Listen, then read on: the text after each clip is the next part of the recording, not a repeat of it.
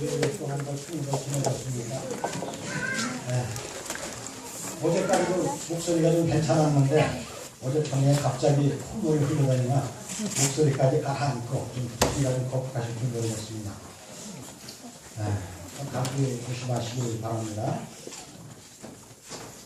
제가 교회에 이제 들어온 지 얼마 안 되어서 어느 목사님께서 설교를 하셨는데 생을 마감할 때 우리의 삶을 다하고 생을 마감할 때 하나님을 부인하는 사람이 있다라는 말씀을 하시더라고요.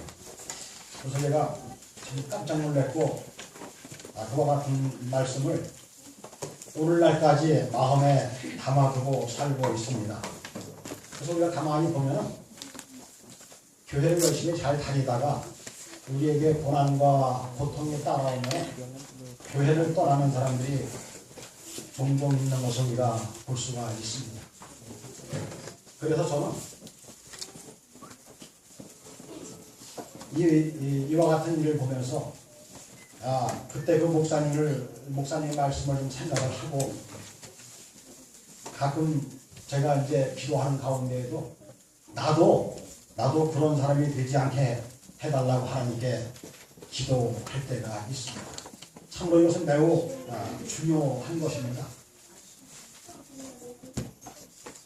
누가복음 23장 39절로부터 43절의 말씀 보면은 예수님께서 십자가에 달려서 돌아가시기 때에 양 옆에 강도 둘이 함께 십자가에 달렸던 것을 우리가 성경을 통해서 볼 수가 있을 것입니다. 근데 그 둘 다 처음에는 예수님을 다 욕했고 예수님을 비방했지만 그러나 한쪽에 있는 사람들은 고통을 참지 못하고 더욱더 절규하면서 하나님을 예수님을 비난했고 조롱했고 그러나 한쪽에 있던 그 한 강도는 예수님의 그 모든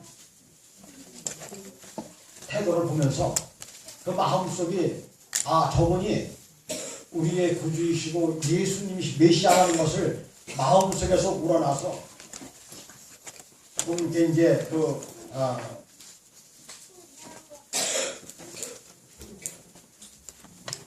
간절한 마음으로 마음속에 이제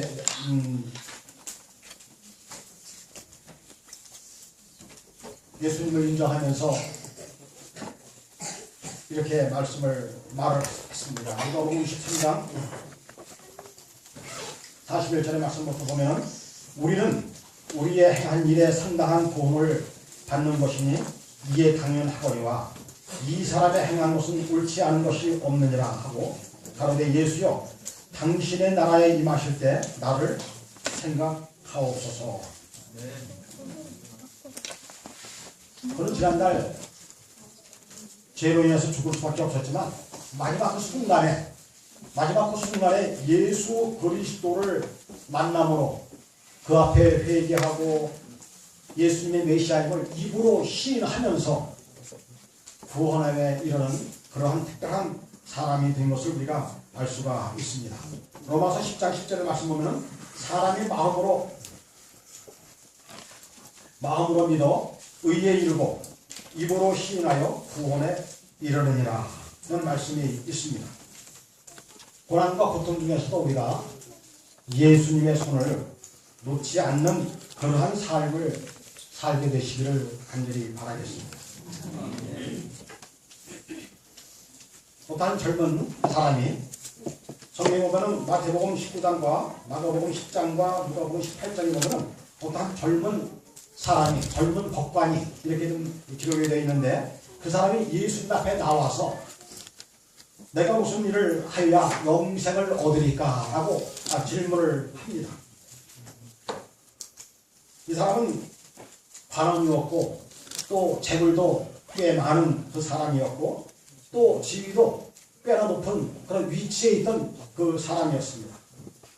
어쩌면 이 사람이 지금 자신에 대한 자신의 모습들을 예수님 앞에 보여주고 싶어서 아마 나와서 내가 무엇을 어떻게 하여야 영생을 얻겠느냐고 질문을 하게 된 것입니다. 그런데 예수님은 뜻밖의 말씀을 하시는 겁니다. 내가 생명에 들어가려면 계명들을 지켜라. 이 젊은 법관은 마음속에 아마 굉장히 기뻤을 겁니다. 그는 이미 이러한 계명들을 지켰다고 자부했으니까요. 그가 대답하기를 가로되 어느 계명이 오니까 어느 계명이 오니까 예수께서 이제 말씀하시되 간음하지 말라, 도둑질하지 말라, 살인하지 말라, 거짓 증거하지 말라, 네 부모를 공경하라, 내 이웃을 내 몸과 같이 사랑하라 하신 것이니라 하고 말씀을 했습니다. 내가 이 모든 것은 이미 지키고 있는데 나는 태어날 때부터 모태교인입니다. 내가 이미 우리 부모로부터 배운 11조 생활도 잘하고 또 식생활도 내가 잘 말씀대로 하고 있고 또 내가 봉사도 좀 합니다. 그런데 내가 더 이상 무엇을 하여야 되겠습니까? 하고 자신 있게 대답을 했죠. 그때 예수님께서 그에게 다시 말씀하기를 한 가지 부족한 것이 있는데 내게 있는 것을 다 팔아 가난한 자에게 나누어 주고 그리고 나를 따르라. 그렇게 하면 하늘의 보화가 내게 있을 것이다. 이 사람은 지금 재물이 꽤 많았습니다. 그래서 그 마음속에 그 재물을 자기가 그동안에 쌓아놓은 그 모든 것들을 다 버리라는 그 말씀에 얼굴에 슬픈 기색을 띠면서 하나님을 떠나갔던 것입니다. 예수 그리스도의 말씀에 그가 응답할 수가 없어서 그러한 상황에 벌어진 것이죠. 그가 떠나가는 그 모습을 바라보면서 예수님께서 제자들에게 말씀하기를 부자가 천국에 들어가기가 얼마나 어려운지 약대가 바물길을 들어가는 것보다 더 어렵다라고 말씀을 하고 있습니다. 우리가 소돔과 고모라 성이 멸망할 때 로세처가 왜 그렇게 소금 기둥이 되었을까?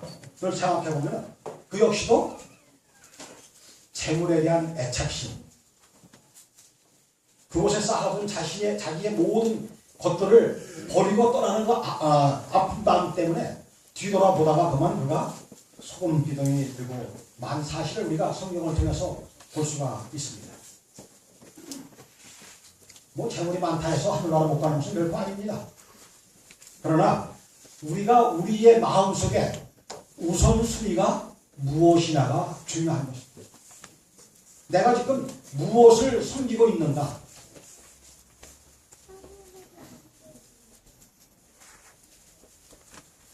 예수님께서는 지금 이 부자 법관에게 기회를 주신 겁니다. 내가 지금 영원한 그 하늘나라 구원에 이르는 길로 갈 것이냐 아니면 이 세상 멸망하는 세상 길로 갈 것이냐 스스로 선택하라는 것이죠. 내 영생 구원함을 이루는 것은 우리의 선택에 달려있는 것입니다. 뭐 예수님께서 억지로 끌고 간다 해서 끌고 갈 수 없는 그러한 것들이죠. 여기 이 부자 법관은 그의 재산이 그의 우상이었던 것입니다. 시대소방 2권 331페이지 가운데 이와 같은 말씀이 있습니다. 하나님의 계명을 지켰다는 법관의 주장은 기만이었다. 그는 재산이 그의 우상임을 보여주었다. 재산을 첫째로 사랑하면서 그는 하나님의 계명을 지킬 수 없었다라고 말씀을 하고 있습니다. 이 사람은 지금 보이지 않는 하늘 보화보다 지금 눈앞에 보이는 현실에 자신의 모든 것을 맡기고 하늘을 포기한 한 사람의 대표적인 예입니다. 사실 그가 지금 눈에 보이는 그 모든 것을 포기할 수가 없었던 것이죠. 만약에 포기한다는 것은 자신에게 굉장히 그 무모한 도전이라고 생각을 한 것입니다. 비단 여기서 이 젊은 법관이 포기하지 못한 것은 그의 재물뿐 아니라 그의 지위, 이 모든 것들을 다 말하고 있는 것입니다. 그와 같은 일이 이 사람에게만 있는 것이 아니라 오늘 우리에게도 매우 모험적인 일이 될 수도 있습니다. 여러분들에게 예수님께서 지금 이와 같은 것들을 포기하라 하면 포기하실 분이 과연 몇 분이나 있을까요? 그래서 우리가 평상시에 작은 일부터 실천에 옮기는 삶이 매우 중요하다 하는 것입니다. 우리가 이 작은 일에 그냥 아무런 정의도 없이 어느 날 갑자기 무방비 상태에서 엄청나게 큰 일을 우리에게 제시한다면 그 일을 감당할 수 있는 사람은 아무도 없는 것이죠. 아마 이 부자 법관에게도 그와 같은 삶을 살아오지 않았는가 이렇게 생각을 합니다. 아무튼 이 사람은 예수님께서 초청하신 영생의 길, 구원의 길을 스스로 포기하고 예수님 곁을 떠나고 말았습니다. 오늘 이 세상에도 많은 사람들이 이 저울질을 해봅니다. 내가 교회를 가면 어떤 이득이 있을 것이고 지금 세상에 나가면 내가 어떤 이득이 있을 것인가. 안식일에 내가 주의 전에 올라가는 것보다 안식일에 세상 일을 하는 것이 어떤 게 더 나을까 하는 이러한 저울질을 하는 사람들이 꽤 많이 있습니다.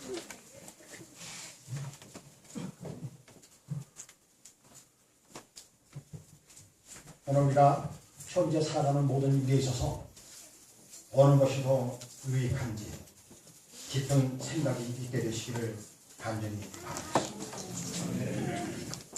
하나님의 백성이 되고자 하는 사람들은 세상을 포기할 줄도 알아야 됩니다. 예수님을 따르고자 하는 사람들은 자신의 모든 것을 다 버려야 돼요. 내 것을 간직하고 내가 마음속에 쌓아두고 내가 한쪽에 쌓아두고서 예수님을 따른다는 것은 매우 힘든 고행길입니다. 고행길. 빈손으로 따라갈 때가 기쁘고 즐거운 일이 되는 것입니다. 또 누가복음 19장 1절로부터 있는 말씀 보면은 예수님께서 예루살렘으로 가시는 도중에 여리고를 들려서 가시기로 했고 그 여리고로 이제 입성을 하셨죠. 그때 그곳의 여리고에는 삭개오라는 사람이 살고 있었습니다. 그 삭개오는 직업이 세일이었는데 지금으로 말하면 세관원이죠. 세관원. 사람은 이 세일이라는 그 직업 때문에 자기의 동족들에게 늘 따돌림을 당하고 죄인 취급받고 늘 멸시받는 그러한 그 삶을 살아온 사람들이 한 사람이었어요. 이 세리들이 왜 그렇게 미움을 받았는가 하면 정당한 세금을 받는 것이 아니라 로마에서 제시하는 그 세금보다 더 받아서 자신 일부를 로마에 보내고 일부를 자신의 부로 이렇게 좀 쌓아두는 그러한 일들을 했기 때문에 많은 그 사람들에게 미움을 받고 살았습니다. 뭐 지금도 마찬가지고 뭐 세관원들이 세무서에 일하는 사람들이 때로는 이와 같은 일들을 많이 하는 것 같아요. 비리의 원상들. 그래서 이 로마의 그 많은 그 세금들을 거두어 보냄으로 인해서 백성들에게 매우 미움받는 그러한 일을 한 것을 우리가 성경을 통해서 또 볼 수가 있는 것입니다. 그런데 이 삭개오는 일반 세리들과 달랐다 그랬어요. 일반 세리들과 달랐다. 시대소방 2권 370페이지 가운데 보면 부자인 세무관리는 세상 사람이 생각하는 것처럼 그렇게 온전히 마음이 굳은 사람이 아니었다. 세속적이고 교만한 외모 속에는 거룩한 강화를 갖기 쉬운 마음이 있었다라고 기록을 하고 있습니다. 이 삭개오의 마음은 길가와 같이 단단히 다져진 완고한 그러한 마음을 갖고 있는 그러한 사람이 아니었다 그랬어요. 이제 삭개오는 여러 사람들을 통해서 예수님에 대한 그 소식을 좀 듣게 되었습니다. 그리고 그는 예수님을 한번 만나보고 싶은 그러한 간절한 마음도 마음속에 있었다고 발표는 말씀하고 있습니다. 그러던 어느 날 예수님이 이제 여리고로 오신다는 소문을 듣게 되었습니다. 우선 그런 예수님을 만나기 위해서 예수님이 오신다는 쪽으로 이제 갔죠. 근데 그때 사람이 너무 많았습니다. zac개오의 키는 매우 작았고 도저히 그 어깨너머로도 볼 수 없는 그러한 형편 속에서 zac개오는 나무 위로 올라가기로 작정을 했습니다. 누가복음 19장 4절의 말씀 보면 앞으로 달려가 보기 위해 뽕나무에 올라가니 예수께서 그리로 지나가시게 되니라. 생각을 해보시기 바랍니다. 평사원도 아닌 간부집에 있는 사람, 이 사람이 지금 예수님을 만나기 위해서 자신의 모든 그 자존심을 버리고 아마 옷도 이런 보통 사람과 같이 입은 것이 아니라 아마 좀 더 아름다운 옷들을 더 많이 입었을 것입니다. 근데 그러한 모습을 가지고 그가 지금 예수님을 보겠다고 나무 위로 지금 올라가고 있습니다. 여러분들 같으면 어떻게 하시겠습니까? 사장님이신데 그 평사원들의 보는 앞에서 어떠한 특별한 사람을 보기 위해서 자기가 자존심을 다 버리고 지금 나무 위로 내가 지금 기어 올라가고 있을 때 그 사원들이 나를 어떻게 평가할 것인가 라는 그 생각 때문에 올라갈 수가 있겠습니까? 없겠습니까? 이 사람은 지금 체면도 없었습니다.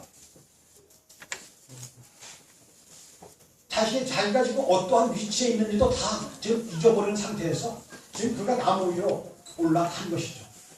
그러면 자기의 자존심을 다 벗어버린 그러한 형편 속에서 지금 예수님을 만나기 위해서 올라간 것입니다.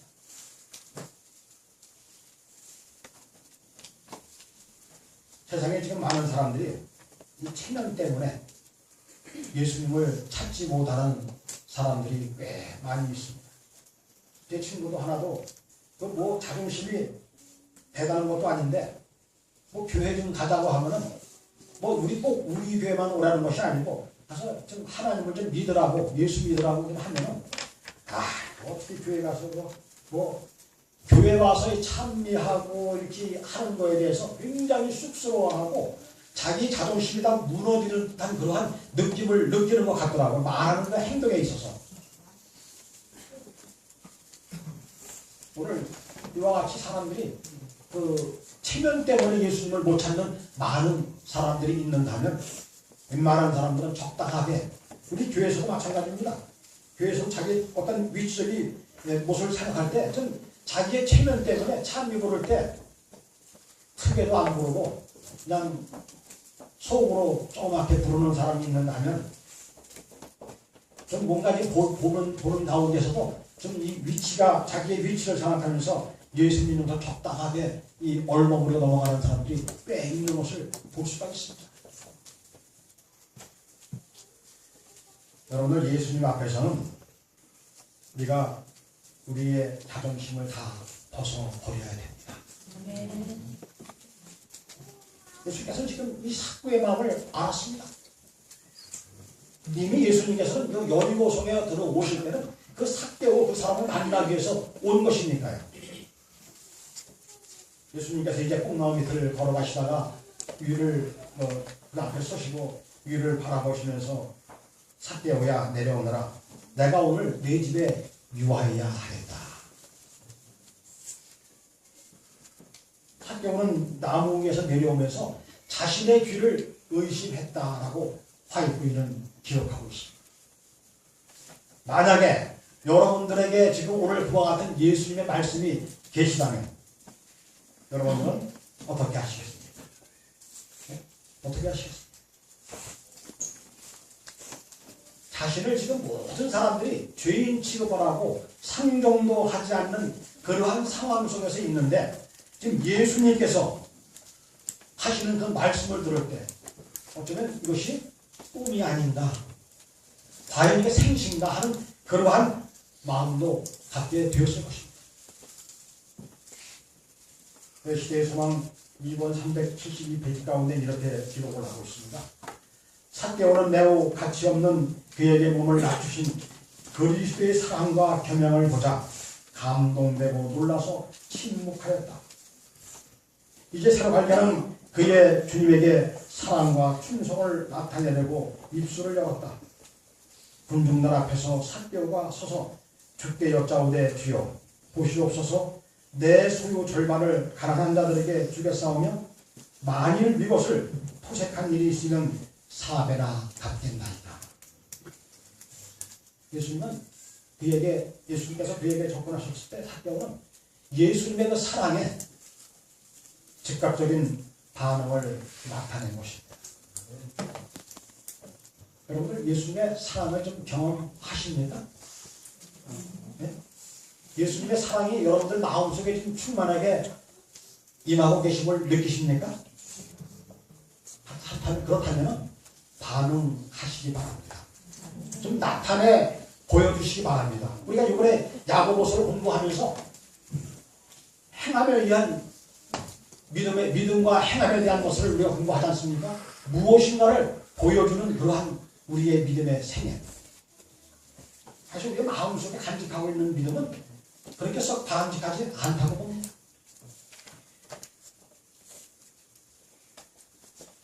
이와 같이 삭개오의 즉각적인 반응에 예수님이 말씀하기를 오늘 구원이 이 집에 이르렀다 라고 말씀을 하고 있습니다.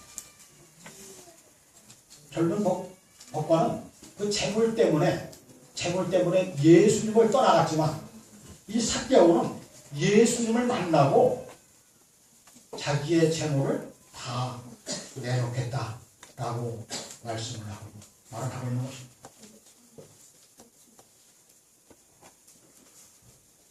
그때 이와 같은 믿음을 소유하시기를 바랍니다. 야고보 2장 14절에도 말씀하기를 내 형제들아 만일 사랑이 믿음이 있노라 하고 행함이 없으면 무슨 이익이 있으리요 그 믿음이 능히 자기를 구원하겠느냐. 우리의 믿음을 듣는 것으로 끝나는 것이 아니라 실천에 옮기는 그러한 삶을 살게 되시기를 간절히 바랍니다. 시대의 소망 2권 373페이지와 374페이지 가운데는 개혁에 따르지 않는 회개는 참된 회개가 아니다. 그리스도의 의는 자복하지 않고 버리지 않는 죄를 가리우는 가면이 아니다. 품성을 변화시키고 행동을 제어함이 생애의 원칙이다. 거룩함이란 하나님께 전체를 바치는 것이며 마음속에 있는 하늘의 원칙에 마음과 생애를 완전히 복종시키는 것이다 하고 과의 부인은 기록하고 있습니다. 예수를 믿는 사람은 변화가 있어야 됩니다. 어느 한 사형수에 대한 이야기를 제가 듣게 됐습니다. 이 사형수는 꽤 오래전 일입니다. 제가 그 말을 듣고 가만히 두고 보니까 한 80년대쯤 이때쯤 있었던 사건 같아요.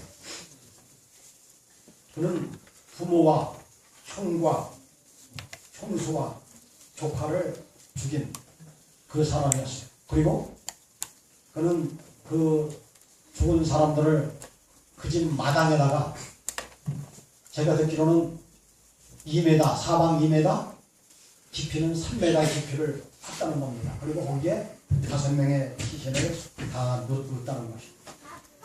그리고 이제 구치소로 잡혀서 구치소로 수감이 되었는데 사실은 이 더 많은 이제 그 가운데 중간 이야기를 들어보면 이 사람을 귀신 들린 그러한 사형수다라고 이 교도관이 이야기를 하더라고요.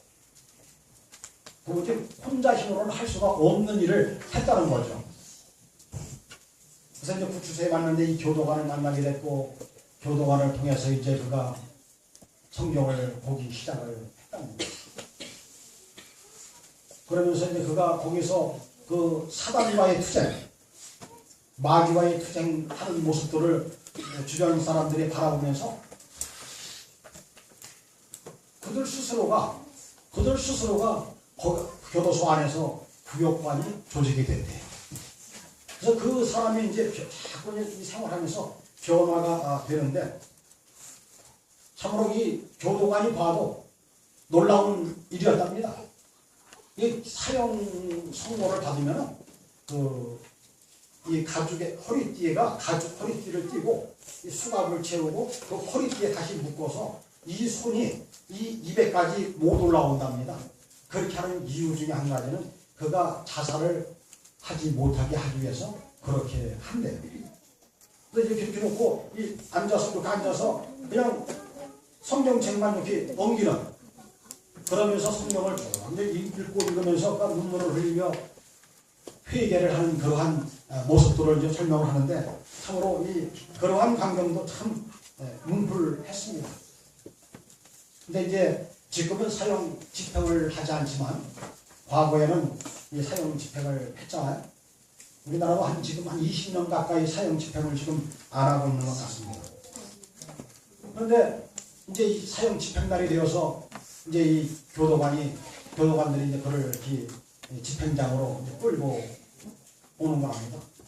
근데 일반적인 사형수도는 안 가려고 몸무림을 친다죠. 그래서 그럼 이제 그때 이 교도관, 사형장으로 데리고 가는 그 교도관들은 무술 교도관이기 때문에 아주 힘이 있고 다 그 제압할 수 있는 능력이 있는 사람들이에요. 근데 이제 어떤 사람들은 가다가 그 교도관이 안 보는 사이에 신발을 슬쩍 벗어놓고 간답니다. 그럼 한참 가다가 교도관님 신발 벗었습니다. 그러면 다시 돌아와서 신발을 신고 가는데 그 짧은 1, 2분을 더 살려고 이 사람들은 그렇게 한다는 거예요. 근데 이제 이 사람은 걸어가는데 당당하게 아무런 적이 없이 그냥 아주 기쁜 마음으로 이렇게 걸어가면서 이 형장을 이렇게 올라갈 때 계단을 올라가는데 계단도 이렇게 뚜벅뚜벅하고 아주 씩씩하게 이렇게 올라갔답니다. 근데 이 인도한 이 교도관이 그 사람을 자기 양아들로 삼았대요. 나이는 차이가 별로 안 나지만 양아들로 삼았는데, 그때 그 교도관이 먼저 있던 교도소에서 그 사람이 있던 교도소에서 다른 데로 전출을 갔다가 사형 집행을 한다는 말을 듣고 걸어왔답니다. 걸어왔는데 그때 그 사람이 다리를 다쳐서 목발을 짚고 왔는데 자기의 인도한 그 교도관, 양아버지죠. 아버지의 다리를 보면서, 아니 아버지 어쩌다가 다리를 다쳤습니까? 불편하지 않으세요? 이 죽어가는 그 형편 속에서 아버지에 대한 그 걱정을 하고 있는데 그 교도관이 눈물이 났다는 거예요. 이제 그러면 이제 집행을 하기 위해서는 그 사형장 앞으로 이렇게 사형수가 오면은 그 앞에 한 사람이 사형수를 안내하고 그 앞에 서면 이 앞에는 교도소 소장과 검사와 목사님과 신부님과 또 스님이 각 종교에 따라서 의식을 진행하기 위해서 이렇게 앉아있는 참관인이 있답니다. 그때 이 교도소장이 그의 신원 파악을 하고 그의 내가 당신이 왜 죽게 되었는지를 설명하는 그러한 순서를 진행하는데, 그때 이 사람에게 당신은 이와 같은 죄를 할 때 그 사람이 딱 막으면서, 교도관님, 교도소장님, 내가 지금 조상님한테 한 가지 드릴 말씀이 있습니다. 마지막으로. 이 교도관이 거기서 하는 사람들도요, 그 집행하는 그 순간에는 그냥 떤대요, 그 사람들이. 뭐냐고 얘기하라고. 그랬더니 내가 지금은 비록 세상 죄를 지고합니다. 지고서 내가 그 사형 집행을 당하는 입장입니다. 그러나 내가 지금 서 있는 암흑의 나와 내가 과거의 암흑의 나는 아닙니다. 나는 이미 과거의 모든 죄는 하나님 앞에 용서를 받았고, 나는 지금 새로운 깨끗한 암흑의 힘으로 과거의 더럽고 추한 것들을 내가 마음에 안고 죽고 싶지는 않습니다. 그러니 나에게 더 이상 그러한 이야기를 하지 말아 주십시오 하면서 이제 그 이야기를 하면서, 더 놀라운 것은 여기 앉아 계신 소장님, 검사님, 이런 모든 분들께서도 예수님을 믿고 구원에 이르는 기쁨을 누리시기 바랍니다. 그렇게 하는 겁니다. 그래서 이 양아버지 된 사람이 도리어 자기보다도 더 거기라 도리어 깜짝깜짝 놀라고 참 당황스러웠다는 거죠. 그러면서 이제 마지막 기도를 이제 목사님이나 신부님이나 이 스님들이 아마 저기를 하는가 봐요. 근데 그날은 목사님이 계신데도 나는 나를 하나님께로 인도한 우리 양아버지의 기도를 듣고 마감할까 합니다 하면서 이제 아버지한테, 자기 양아버지한테 기도를 부탁했는데 그 목사님들이 허락을 했고 기도를 했는데, 그러면서 이제 그 의자에 앉고 두건을 씌우고 밧줄이 내려오고 그러면 사람들이 다 뒤를 돌아다 봐야 된대요. 그걸 보지 않기 위해서. 근데 또 더 대단한 것은 그 교도소 안에 그 신우회가 있답니다. 그 사람들이 그러한 광경을 보면서 얼마나 감동이 되었는지 손에 손을 잡고 그거 집행하는 과정을 다 보면서 찬미를 함께 부르면서 집행하는 그러한 일을 목격했다는 한 분의 간증이었습니다.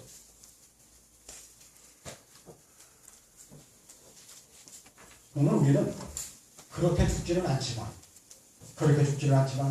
마지막 나의 살아가는 과정 속에서 지금 나에게 예수님께서 오셔서 나에게 어떠한 말씀을 하시는지를 마음속에 깊이 생각을 하면서 우리의 신앙생활도 좀 점검을 해볼 필요가 있지 않은가 생각을 합니다. 우리가 말로는 주님을 믿는다 하지만, 우리가 교회에서 여러 가지 봉사를 한다 하지만 진정으로 내 마음속에 예수가 계신가 안 계신가를 스스로가 말씀을 통해서 점검을 해보시기 바랍니다. 예수님께서 오늘 우리를 구원의 길로 초대하십니다. 초대에 응하고 안 하고는 여러분들의 마음에 달려 있습니다.